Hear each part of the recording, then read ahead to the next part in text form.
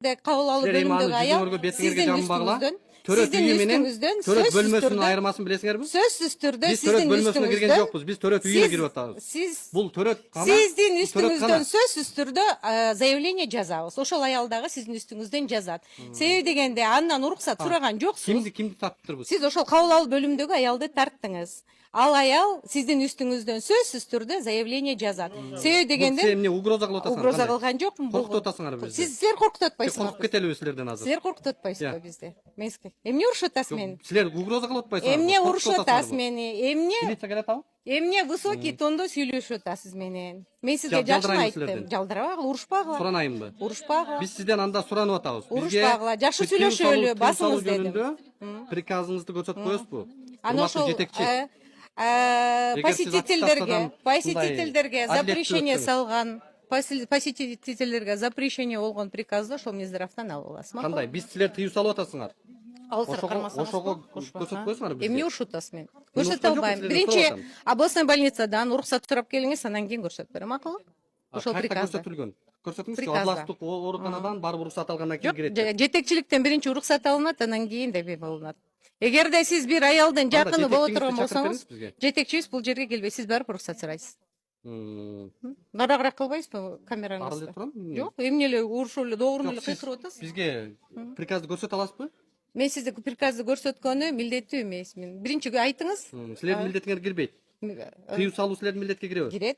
Сиз жакшына Тыюу салуу жөнүндө көрсөтүп коюңуздар да. Жок, макул. Сиз урушпай сүйлөңүз, мен көрсөтөм. Мен урушпайдым. Сиз баятан бери кыйкырып атасыз го, биз тартып алдык. Кечиресиз, көрсөтүп коюңузчу, урматтуу жетекчи, сизден суранайлы. Сиз антип мени мазактабаңыз. Сиз мени уруштуңуз, ошон үчүн мен сизге урушса көрсөтпөйсүңөр. кыйкырып атасыз. Сиз мен эмне? Мен кыйкырбайм, мен сүйлөгөнүм ушундай, катуу сүйлөйм. Эмнеге антип кыйкырып сүйлөйсүз? Мен үнүм катуу чыгат. Жок, сиз урушуп атасыз жанатан бери. Мен аябай бакырып, кыйкырып, бул жерде кабыл алуу бөлүмүндөгү бүт дарыгерлердин бардыгын жумушун алдыңыз.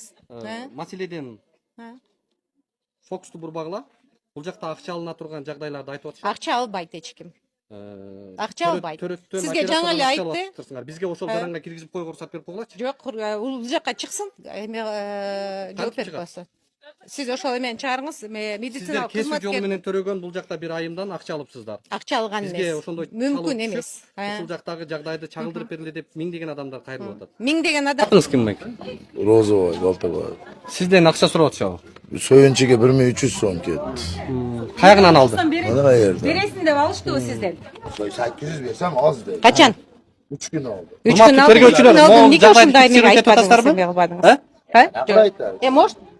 Бул жакта показания берип аткан адамдарды угатасыздар да? Хорошо. Андагы укук коргоо органдарына хорошо кайрылабыз. Эгерде тастыктала турган болсо, керектүү өзүнүн жазасын алат. Качып аткандыгыңыздын сыры эми ачыктала баштадыбы? Эмне деп качты? Мен сизди Бизди киргизбей айткан. Мен сизди качкан жокмун. Үстүндө бизди күтүп атат бир Кирсем жаран. болбойт. Жок, ал жаранды кааласаңыздар чыгарып беребиз. Ал буту басалбайт экен, басалбайт. Басалбаган. Буту менен келип басалбай калыптыр. Коляскага түшүп калыптыр. Срочно эмес да, басканда келип интервью алсаңыз. Срочно бизге. Неге срочно? Ал жарандын укугун коргойлу деп атабыз. 2 күндөн кийин коргоп койсоңуз эмне болот? 2 күндөн кийин келип. Жаркынбек бизди дамына вирус операцияга алып келип баратат. Азыр биз профессор келгенден кийин кайрадан операцияга киребиз. Assalamu alaikum Kırgız elin. Mındayсыңар. Биз мына бүгүнкү учурда ошо менен токтоп атат да.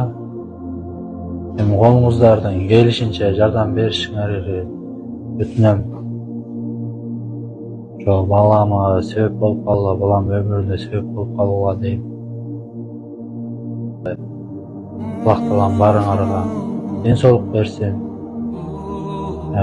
Колуңарды ачык кылсын. Assalamu alaikum. Жалпы кыргыз элибиз биз Юсуфтун мен мамасы тиги биздин акыбалыбыз өтө начарлагандан биз тез аранын ичинде Түркия өлкөсүнө кетүүгө аргасыз болдук.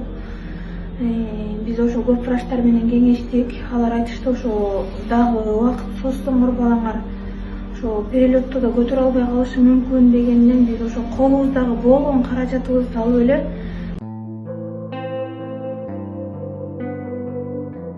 коргойт экенбиз. Сыюу бар, ошону эле көргөзүп Бизге санкин режим бар. Мына ушул ичкериге кирген болду, бул СЭСтин деле, Минздравдын деле бардык эле көчөдө мондай санпин режимди мен окуганмын. Ал приказда тыюу салбайт. Ошол приказды жакшы окуп алгыла кайра. Боло берет деппи? Приказда тыюу салбайт. Бүгүн бул төрөт Анда эшикти ачып эле бардык эле кире бербейсиз. төрөт бөлмөсү менен төрөт үйүнүн айырмасы бар. Ошону билип алгыла.